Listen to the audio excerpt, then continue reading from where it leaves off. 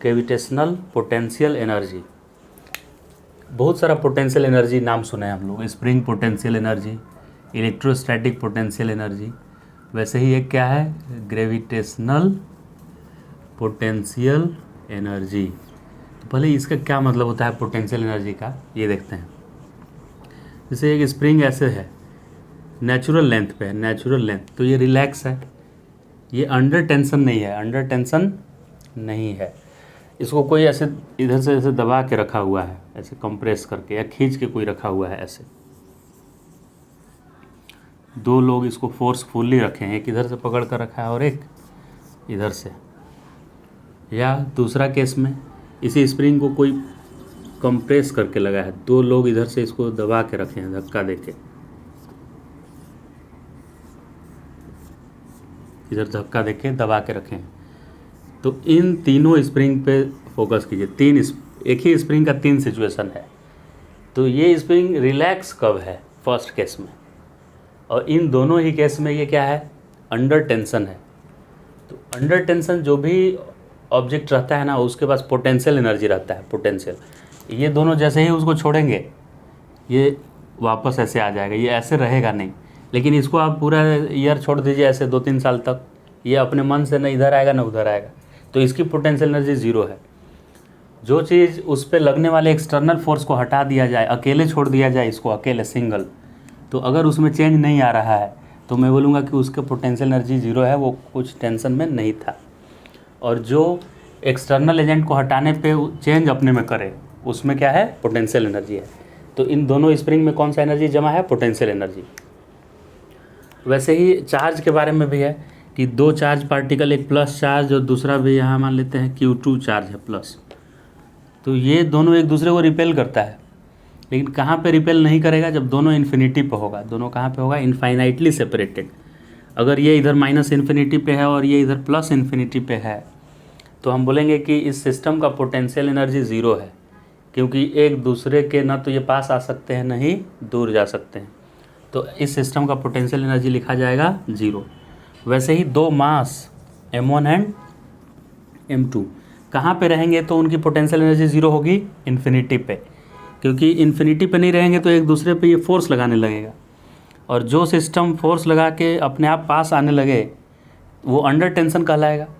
तो ये रिलैक्स कब रहेगा, तो जब इन दोनों में फोर्स नहीं लगे। जब फोर्स नहीं लगे तो वो कब होगा, ये माइनस इन्फिनिटी पे और ये प्लस इन्फिनिटी पे रहेगा, राइट।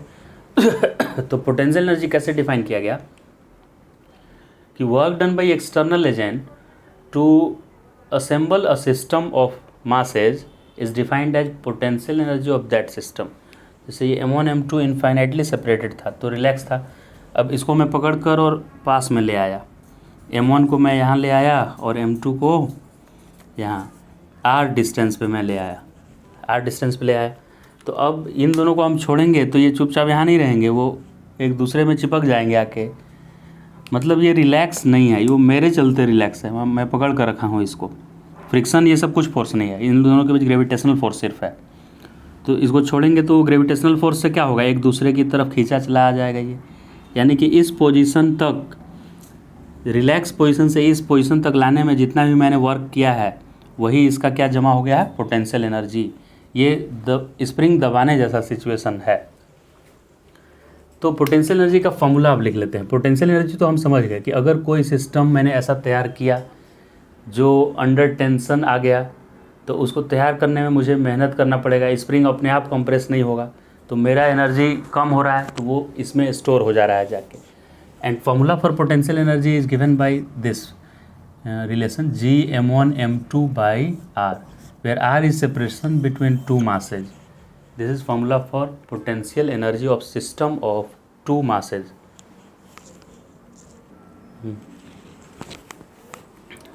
तो ये डाउट सब पूछता है कि h हाइट, अर्थ के सरफेस से h हाइट पे गए तो इसका पोटेंशियल एनर्जी इस सिस्टम का अब mgh नहीं होगा। अभी इसका पोटेंशियल एनर्जी मैं लिख रहा हूँ क्या होगा। देखिए, एक ऑब्जेक्ट है जो अर्थ के सरफेस से h हाइट पे रखा हुआ है, इसका मास है स्मॉल m और अर्थ का मास है कैपिटल M। ये जब फ्री होगा, रिलैक्स होगा, यहाँ पे रिलैक्स तो नहीं दिख रहा है मुझे, अर्थ उसको खींच लेगी अपनी तरफ। ये रिलैक्स कब होगा, दो मास रिलैक्स कब होता है, जब इनफाइनाइटली सेपरेटेड होता है, कोई दूसरे से इंटरेक्ट नहीं करता है।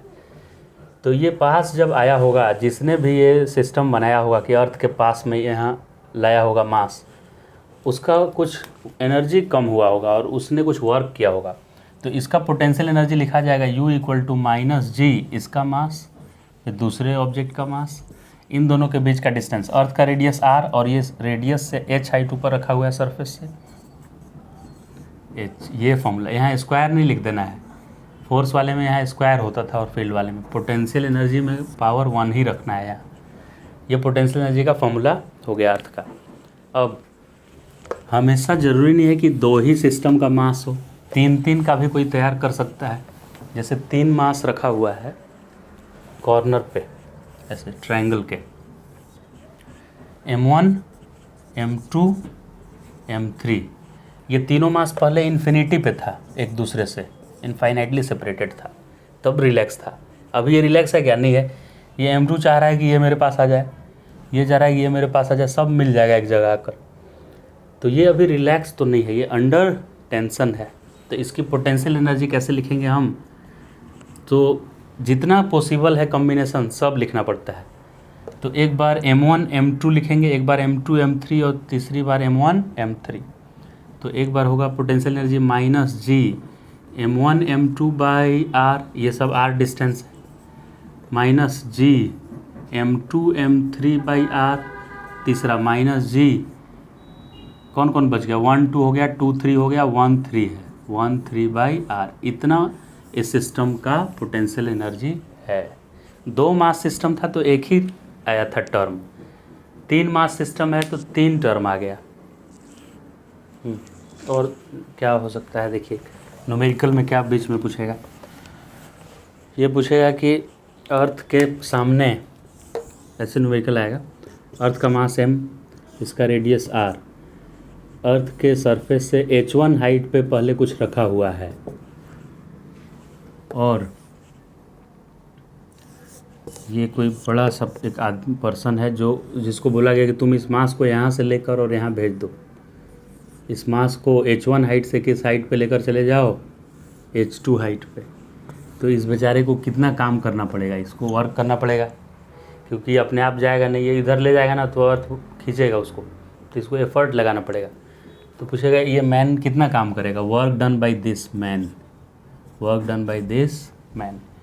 तो वर्क डन हम लोग लिखेंगे जितना इसके एनर्जी में चेंज आएगा, क्योंकि ये जो काम करेगा वही तो एनर्जी यहाँ का स्टोर हो जाएगा इसका। तो एनर्जी में कितना चेंज आएगा देखते हैं, work done by external agent आएगा, चेंज इन एनर्जी। तो इसका फाइनल एनर्जी यहाँ पे लिख दीजिए कितना है, U final minus U initial लिख दे रहे हैं। तो फाइनल एनर्जी होगा माइनस जी, एनर्जी निगेटिव होता है, पहले ही फार्मूला में लिखे हैं, माइनस जी अर्थ का मास, उस बॉडी का मास, और फाइनली वो R प्लस H2 दूरी पे है, R प्लस H2, बीच में ये फार्मूला वाला माइनस, फिर से इनिशियल एनर्जी, मतलब पहले से ये कहाँ पे था वहाँ का एनर्जी लिखना है। तो पहले से h1 हाइट पे था ये, तो वहाँ एनर्जी होगा minus G mm by R plus H1। इसके एनर्जी में जो कमी आएगा उतना ही इस आदमी को काम करना पड़ा होगा, जितना मैन वर्क करेगा उतना ही इसमें एनर्जी जमा हो जाएगा। तो वो क्वेश्चन पूछेगा कि work done by a person to move this mass from height h1 to height h2, तो इतना लिखेंगे।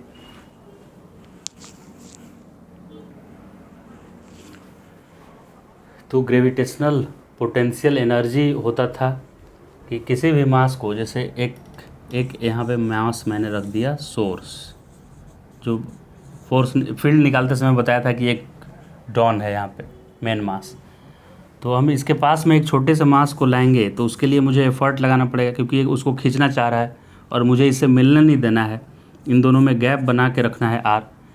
तो इसको तो कोई पकड़ के रखेगा तभी होगा, यानी ये अंडर टेंशन सिस्टम है। तो इस मास को जो भी यहाँ अंडर टेंशन लाया है उसको वर्क करना पड़ा है, और उसका पोटेंशियल एनर्जी का formula minus G mm by R लिखा जाता है, यानी एक्सटर्नल एजेंट को इतना ही काम करना पड़ा है।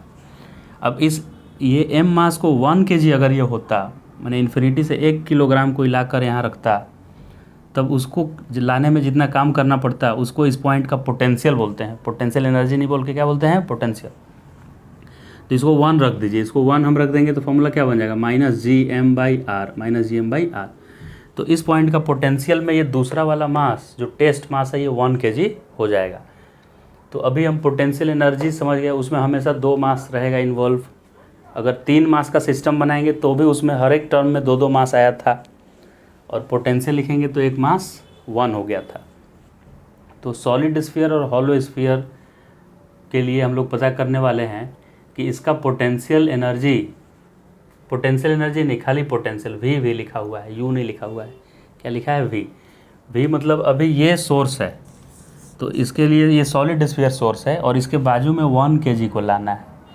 ये हॉलो स्फीयर सोर्स है और इसके बाजू में कितने को लाना है, 1 kg को। तो उस 1 kg को लाने में एक्सटर्नल एजेंट को कितना काम करना पड़ा होगा, वही पोटेंशियल बताएगा। तो पहले सबसे फर्स्ट में ये दिया हुआ है सॉलिड स्फीयर। सॉलिड स्फीयर के आउटसाइड वाले पॉइंट में, मतलब इन्फिनिटी से तो आपको लाना है 1 kg को, लेकिन इसके अंदर नहीं घुसना है, यहाँ तक भी नहीं आना है, इधर ही रहना है आउटसाइड। तो इसके सेंटर से x दूरी पे यहाँ पे इन्फिनिटी से यहाँ तक बस लाने में जो 1 kg मास को वर्क करना पड़ता है, वही इस पॉइंट का पोटेंशियल है, और वो आता है आउटसाइड के लिए -gm/x, x स्क्वायर नहीं, x। अगर यहाँ तक ऑन द सरफेस तक लाना है, बाहर नहीं, पूरा एकदम ऑन द सरफेस तक लाना है, तो ये x रेडियस के बराबर आ जाता है इसके सेंटर से यहाँ का दूरी, तो -gm/r हो जाता है। वैसे ही अंदर तक लेके जाना है, अंदर वाले किसी x दूरी पे लाना है आपको इन्फिनिटी से, इसके अंदर पेनिट्रेट करके, तो यहाँ पे पोटेंशियल एनर्जी होता है -gm, पोटेंशियल एनर्जी नहीं, पोटेंशियल, क्योंकि यूनिट मास को ला रहे हैं, यहाँ v लिखा हुआ है, -gm/2r3, 3r² - x²। यहाँ पे r इसका रेडियस है खुद का, जो कि एक कांस्टेंट टर्म है, और x वेरिएबल है, इसके सेंटर से कोई भी डिस्टेंस जहाँ का पोटेंशियल आपको फाइंड आउट करना है। इन साइड में पॉइंट है तो सेंटर से इन साइड का डिस्टेंस को x लिखेंगे, आउटसाइड पॉइंट है तो सेंटर से आउटसाइड वाले को x लिखेंगे, कैपिटल R फिक्स रहेगा।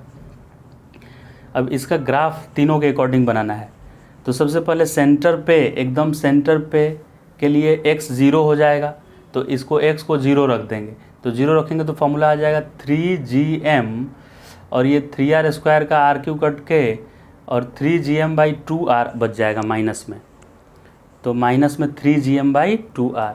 ये x 0 होने पे इतना पोटेंशियल आता है at centre. At centre potential 0 नहीं आया, देखिए अर्थ के ये एकदम सेंटर पे फील्ड 0 आया था, लेकिन पोटेंशियल 0 नहीं आया, पोटेंशियल इतना आ गया। फिर धीरे धीरे आर मतलब x को मैं बढ़ाया और रेडियस तक आ गया, x को बढ़ा के कहाँ तक आ गया, रेडियस, तो रेडियस तक यानी यहाँ आ गया, तो रेडियस तक आते ही इतना फार्मूला हो गया -gm/r, तो यहाँ मैं लिख दिया -gm/r। ये कहाँ का पोटेंशियल हो गया, रेडियस का, अर्थ के ऑन द सरफेस का, रेडियस इतना दूर आने पे। फिर ये स्ट्रेट लाइन क्यों नहीं हुआ, स्ट्रेट लाइन इसलिए नहीं हुआ क्योंकि ये x² है, देखिए x² जैसा ये है, तो इसलिए पैराबोलिक जैसा ऐसे आया, चेंज होता हुआ।